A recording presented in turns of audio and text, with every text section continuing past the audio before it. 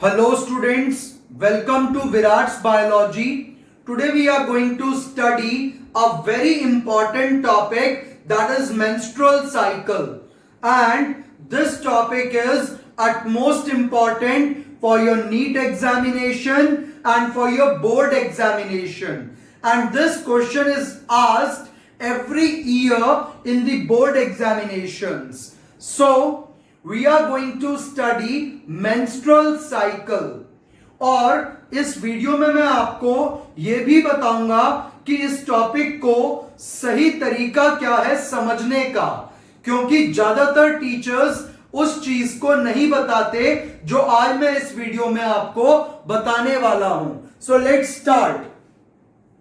So if we talk about the definition, menstrual cycle, it is the reproductive cycle in primate females. तो जो primate females हैं जैसे कि humans, monkey, chimpanzee, इनके अंदर जो रिप्रोडक्टिव साइकिल चलती है फीमेल्स के अंदर, that is considered as menstrual cycle and its duration is about 27 to 28 days. तो इसकी ड्यूरेशन 28 डेज की है और जब ये साइकिल फर्स्ट टाइम किसी फीमेल के अंदर स्टार्ट होती है ऑन प्यूबर्टी, तो इसको कहा जाता है मेनार्च. तो मेनार्च क्या है? Onset of MC at puberty, यानी कि किसी भी लड़की के अंदर मेंस्ट्रुअल साइकिल का स्टार्ट होना 12 से 13 साल की उम्र के आसपास. और ये साइकिल रुकती कब है? तो ये साइकिल रुक जाती है जब कभी प्रेगनेंसी हो, हार्मोनल डिसबैलेंस हो, बहुत ज्यादा स्ट्रेस हो, या फिर और भी बहुत सारे कारण इसके हो सकते हैं. और इसके अंदर ये परमानेंट रुक जाएगी. तो इसके अंदर आपको एक चीज ध्यान रखनी है कि ये साइकिल टेम्परेरी भी रुकती है और परमानेंट भी बंद हो जाती है. तो टेम्परेरी रुकती है ये प्रेगनेंसी के समय पर और हार्मोनल डिसबैलेंस के कारण, और परमानेंट रुक जाती है ऑन ओल्ड एज और at the age of around 45 to 50, and that time is considered as menopause. तो जब किसी फीमेल में मेंस्ट्रुअल साइकिल परमानेंट बंद हो जाए तो उस टाइम को कहते हैं मेनोपॉज. तो मेंस्ट्रुअल साइकिल का शुरू होना मेनार्च और परमानेंट बंद हो जाना मेनोपॉज. तो ये शब्द परमानेंट लगाना यहां पर बहुत जरूरी है. अगर आपने अपने आंसर में परमानेंट नहीं लगाया तो ये आंसर गलत माना जाएगा. So permanent stoppage of MC in the humans around 50 years of age is called menopause. तो अब हमारे पास 3 डेफिनेशंस आ चुकी हैं, पहले मेंस्ट्रुअल साइकिल की, फिर मेनार्च की और फिर मेनोपॉज की. तो मेंस्ट्रुअल साइकिल की स्टार्टिंग मेनार्च, बंद हो जाना मेनोपॉज, और इसकी ड्यूरेशन 28 डेज. और अब जो है ध्यान से समझिएगा, मेंस्ट्रुअल साइकिल ये ओवरी और यूट्रस में चलने वाला एक कंबाइंड इवेंट है. तो उसी के जरिए आपको मैं ये टॉपिक समझाऊंगा. तो देखिए,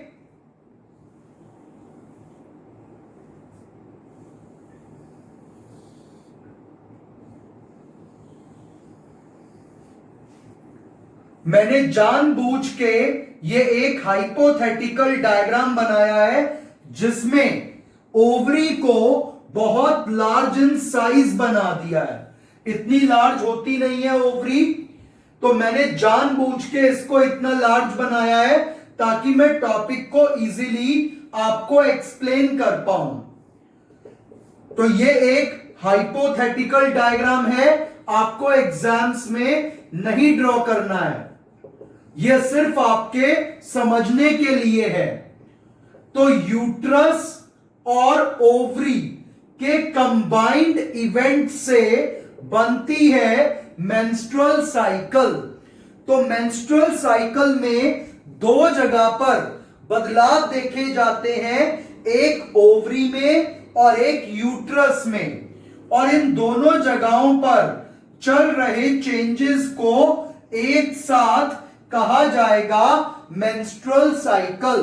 तो अब देखिए ये कैसे होगा। आज तो मेंस्ट्रुअल साइकिल की ड्यूरेशन कितनी है? 28 डेज की।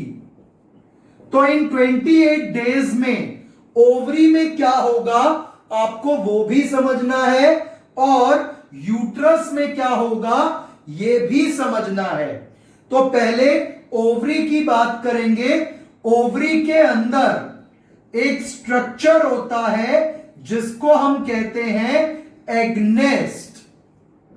इस एग नेस्ट के अंदर से मेंस्ट्रुअल साइकिल के पहले दिन फर्स्ट डे पे बन के आएगी प्राइमरी फॉलिकल। तो मेंस्ट्रुअल साइकिल के फर्स्ट डे पर एग नेस्ट में से ओवरी के अंदर निकली प्राइमरी फॉलिकल, ये फोर्थ डे के पास बन जाएगी सेकेंडरी फॉलिकल। तो ये है फोर्थ डे, और फोर्थ डे के पास हमें क्या दिखाई दी है? Secondary follicle. और अब इसके बाद अप्रॉक्सीमेट 8th डे के पास हमें दिखाई देगी टर्शरी फॉलिकल। तो 7th to 8th डे के पास टर्शरी फॉलिकल, और फाइनली 13th डे के पास, तो 12th to 13th डे पर हमें देखने को मिलेगी ग्राफियन फॉलिकल। तो अब तक 13 डेज के अंदर मेंस्ट्रुअल साइकिल में ओवरी में क्या हुआ? पहले दिन प्राइमरी फॉलिकल, तीसरे चौथे दिन सेकेंडरी फॉलिकल, 7वें 8वें दिन टर्शरी फॉलिकल, और 12वें 13वें दिन बन गई ग्राफियन फॉलिकल। तो ये फॉलिकल्स बनाने का काम होता है फर्स्ट 13 डेज में मेंस्ट्रुअल साइकिल के इनसाइड द ओवरी, और इसको बनवाने के लिए एंटीरियर पिट्यूटरी ग्लैंड से एक हार्मोन आएगा FSH, और ये हार्मोन फॉलिकल्स को बनाने का काम करेगा। तो 14 डेज के दौरान या फिर फर्स्ट स्टार्टिंग के 13 डेज के दौरान ओवरी में क्या देखा गया कि ओवरी के एग नेस्ट से एक प्राइमरी फॉलिकल निकली, चौथे दिन वो मैच्योर हुई, सेकेंडरी फॉलिकल बनी, फिर और मैच्योर हुई तो टर्शरी फॉलिकल बनी, और फाइनली एक फुली मैच्योर फॉलिकल बन गई Graafian follicle, which contains secondary oocyte और ओवम। तो ये चीज आपको ध्यान रखनी है। तो ये 13 डेज का काम कौन सा हार्मोन करवाएगा? FSH, क्योंकि ग्राफियन फॉलिकल का साइज सबसे बड़ा है, तो इसीलिए इस टाइम पे जब ये बनेगी तो FSH hormone will be at peak level. तो FSH हार्मोन इस टाइम पर सबसे ज्यादा निकलेगा। So this was 13 days event of ovary. और अब देखिए यहां पर 14th डे के पास क्या होगा? एक हार्मोन निकलेगा LH, ल्यूटेनाइजिंग हार्मोन, और ये हार्मोन भी एंटीरियर पिट्यूटरी से रिलीज होगा, और ये आकर के इस ग्राफियन फॉलिकल को रप्चर कर देगा, फाड़ देगा, और इसमें से निकल जाएगी सेकेंडरी oocyte जो एंटर करेगी फैलोपियन ट्यूब के अंदर। तो फैलोपियन ट्यूब में सेकेंडरी oocyte चली जाएगी after rupturing of Graafian follicle. और ग्राफियन फॉलिकल को रप्चर किसने किया? हार्मोन LH ने। और अब आपको एक क्वेश्चन नीट का यहीं से मिलने वाला है कि कौन सी स्टेज में जो है ओवम बाहर आता है ओवरी से। तो सेकेंडरी oocyte स्टेज में ओवम बाहर आएगा ओवरी से। तो काफी इंपॉर्टेंट क्वेश्चन है नीट के लिए, इसको जरूर नोट कर लीजिएगा। तो ये 14 डेज का इवेंट था इनसाइड द ओवरी। और अब नेक्स्ट 14 डेज में जो ये बची हुई ग्राफियन फॉलिकल है ये कन्वर्ट हो जाएगी कॉर्पस ल्यूटियम में, जो अल्टीमेटली 14 डेज में कॉर्पस एल्बिकेंस बनते हुए डीजनरेट हो जाएगी। तो नेक्स्ट 14 डेज में कॉर्पस ल्यूटियम बनी और खत्म हो गई by the remains of Graafian follicle. तो पहले 13 दिन में फॉलिकल बनेगी, 14th डे पर ग्राफियन फॉलिकल फटेगी LH हार्मोन के आने से और ओवम चला जाएगा फैलोपियन ट्यूब के अंदर। और ये बची हुई ग्राफियन फॉलिकल कन्वर्ट होगी कॉर्पस ल्यूटियम और कॉर्पस एल्बिकेंस में। तो 28th डे तक ये खत्म हो जाएगी फ्रॉम 14th डे। तो लास्ट 14 डेज में कॉर्पस ल्यूटियम बनी, 14th डे पे एग रिलीज हुआ और 13th डेज में क्या हुआ? फॉलिकल बनी। तो 13 डेज में फॉलिकल, 14th डे में ovulation, that is release of ovum और सेकेंडरी oocyte, और लास्ट 14 डेज में कॉर्पस ल्यूटियम। तो 28 डेज में ओवरी में ये काम होते हैं with the help of to hormones FSH and LH। और अब आपको यहीं से एक पॉइंट और नोट करना है कि क्या होगा, ये जो टर्शरी और ग्राफियन फॉलिकल है ये दोनों एक हार्मोन बनाएंगी ईस्ट्रोजन। और ये ईस्ट्रोजन हार्मोन किसने बनाया? फॉलिकल्स ने। कौन से दिन से? 5th डे से। तो 5वें दिन से इन्होंने ईस्ट्रोजन को यहां पे भेजना शुरू कर दिया और मेंस्ट्रुअल साइकिल के फर्स्ट 4 डेज में ये हार्मोन नहीं आता, जिस कारण से यूट्रस की इनरमोस्ट लाइनिंग जिसको कहते हैं एंडोमेट्रियम वो ब्रेक हो जाती है और उसकी वजह से ब्लीडिंग होती है। तो मेंस्ट्रुअल साइकिल में ब्लीडिंग का कारण क्या है कि मेंस्ट्रुअल साइकिल के स्टार्टिंग के 4 डेज में ईस्ट्रोजन हार्मोन नहीं आएगा ओवरी की फॉलिकल से, और हार्मोन ना आने के कारण यूट्रस की इनरमोस्ट लाइनिंग ब्रेक हो जाएगी और वो बाहर आएगी विद द ब्लड।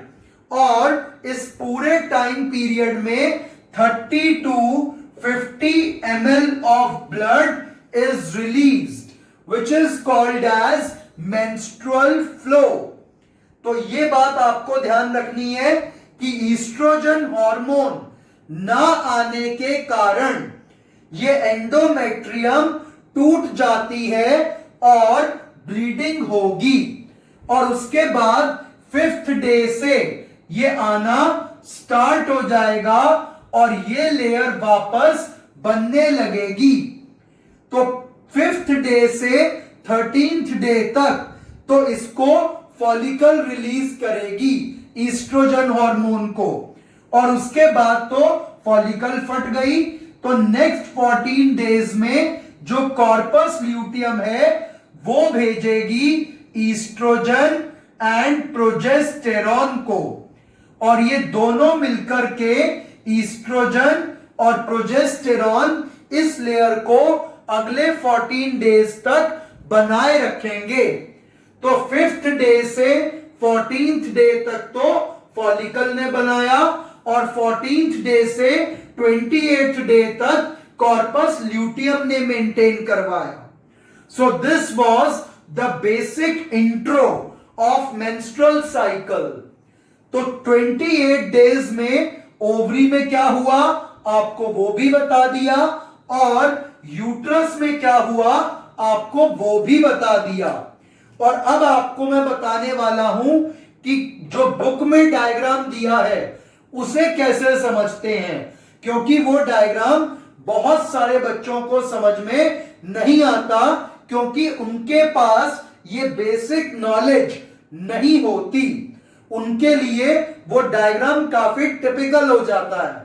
तो जिसे ये वाली स्टोरी समझ में आ गई उसे वो डायग्राम इजीली क्लियर हो जाएगा।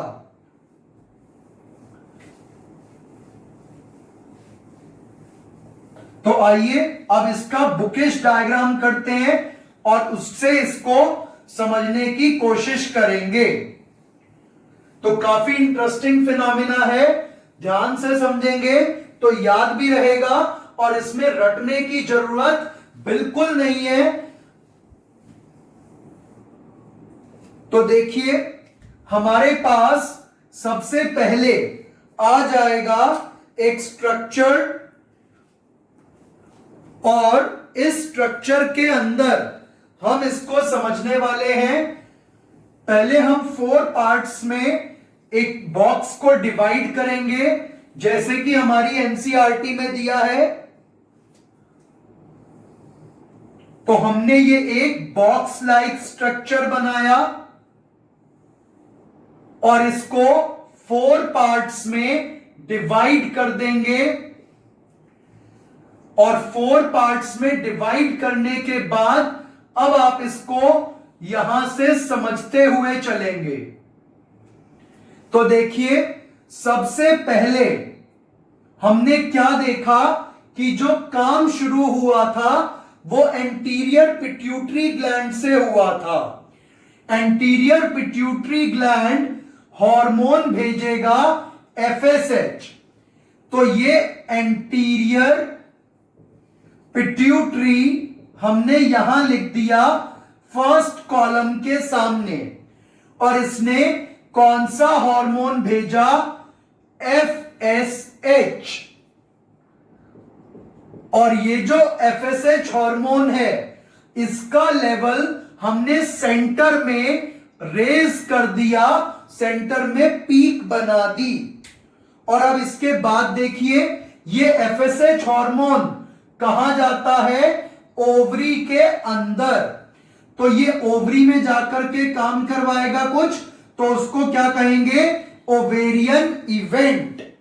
और ये ओवरी में क्या करेगा? प्राइमरी फॉलिकल को सेकेंडरी में, सेकेंडरी को टर्शरी में, और टर्शरी को ग्राफियन फॉलिकल में कन्वर्ट करेगा।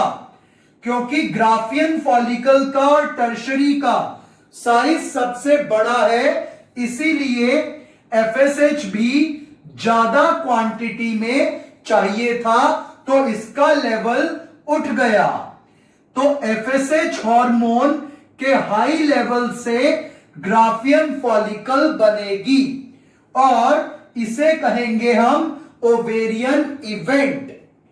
और ये जो प्राइमरी, सेकेंडरी, टर्शरी और ग्राफियन फॉलिकल है, इसमें से टर्शरी और ग्राफियन फॉलिकल रिलीज करवाएंगे हार्मोन ईस्ट्रोजन।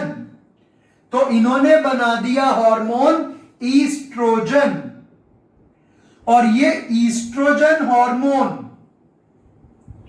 टूटी हुई एंडोमेट्रियम को रिपेयर करने का काम करेगा। तो ईस्ट्रोजन हार्मोन किसने रिलीज करा? फॉलिकल्स ने। और ये फॉलिकल कहां होती है? ओवरी में। तो यहां क्या आ जाएगा? Ovarian hormone. और ये ओवेरियन हार्मोन किस पे एक्ट करेगा? ब्रोकन एंडोमेट्रियम पे। तो जब ये एंडोमेट्रियम पे एक्ट करेगा और उसे रिपेयर कर देगा, तो ये टूटी हुई एंडोमेट्रियम थी और इसको रिपेयर कर दिया हार्मोन ईस्ट्रोजन ने। और ये एंडोमेट्रियम कहां पर होती है? यूट्रस के अंदर। तो इसीलिए लास्ट कॉलम में क्या आ जाएगा? Uterine event. तो हाफ साइकिल का डायग्राम आप पहले समझेंगे। तो सबसे पहले पिट्यूटरी से निकला एफएसएच, कहां गया? ओवरी में। क्या बनवाई? फॉलिकल्स। फॉलिकल्स ने क्या रिलीज करा? ईस्ट्रोजन। वो कहां गया? यूट्रस में। और यूट्रस में जाकर के टूटी हुई एंडोमेट्रियम को बना दिया। तो ये हाफ साइकिल लर्न करनी है आपको पहले, और समझने से आपको ये बिल्कुल इजीली लर्न हो जाएगी और आपको रट्टे मारने की जरूरत नहीं पड़ेगी। अब आगे की हाफ साइकिल देखिए। अब आएगा हार्मोन एलएच। और ये जो एलएच हार्मोन है, it will act on Graafian follicle and ruptures it to release ovum. और इस इवेंट को क्या कहेंगे? ओव्यूलेशन। तो एलएच हार्मोन ने ग्राफियन फॉलिकल को रप्चर कर दिया और ओव्यूलेशन करवा दिया। और ये जो बची हुई ग्राफियन फॉलिकल है, ये किसमें कन्वर्ट हो जाएगी? कॉर्पस ल्यूटियम और कॉर्पस एल्बिकेंस में। और ये जो कॉर्पस ल्यूटियम है, अब ये दो हार्मोन्स बनाएगी। एक तो ईस्ट्रोजन। तो कॉर्पस ल्यूटियम ने ईस्ट्रोजन बनाया और पहले इसको ईस्ट्रोजन को फॉलिकल्स ने बनाया था। तो इसीलिए ईस्ट्रोजन हार्मोन की हम 2 पीक्स दिखाएंगे। और कॉर्पस ल्यूटियम एक और हार्मोन प्रोड्यूस करेगी, दैट इज प्रोजेस्टेरॉन। तो कॉर्पस ल्यूटियम ने दो हार्मोन्स बनाए, ईस्ट्रोजन एंड प्रोजेस्टेरॉन। और आपको यह ध्यान रखना है कि इसीलिए हम ईस्ट्रोजन की 2 पीक्स बनाते हैं, first under the follicle and second under the corpus luteum. और प्रोजेस्टेरॉन की केवल एक पीक बनाएंगे, वो भी अंडर द कॉर्पस ल्यूटियम। और अब ये इस एंडोमेट्रियम को मेंटेन करके रखेंगे और उसके बाद नेक्स्ट साइकिल स्टार्ट हो जाएगी जब ये कॉर्पस ल्यूटियम पूरी तरीके से खत्म हो जाएगी और ये दोनों हार्मोन्स आने बंद हो जाएंगे। तो जब इन दोनों हार्मोन्स का लेवल फ्लैट हो जाएगा, डाउन हो जाएगा, तो नेक्स्ट साइकिल विल स्टार्ट। तो आपको इसको हमेशा 2 पार्ट्स में करके समझना चाहिए, तभी ये क्लियर होगी, अदरवाइज आप इसको रटते ही रह जाएंगे। और इसमें टोटल 4 फेजेस हमें बनाने हैं।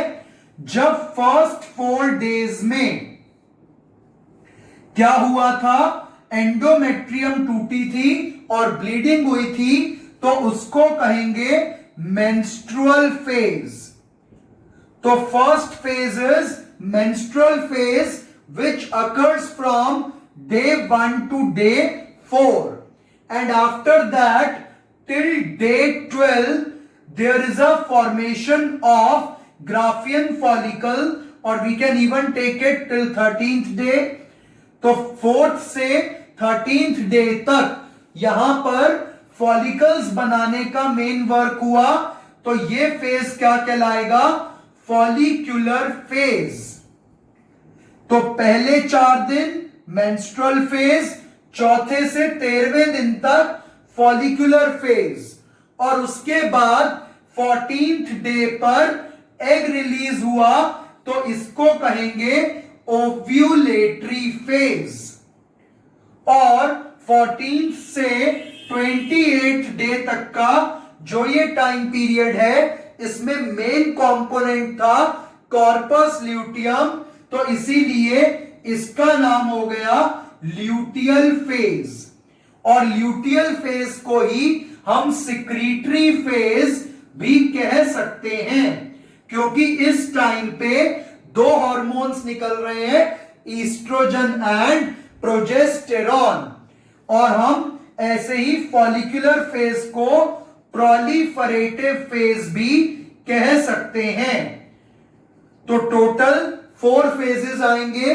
First 4 days menstrual phase, 4th to 13th day follicular phase, 14th day ovulatory phase and 14th to 28th day luteal or secretory phase.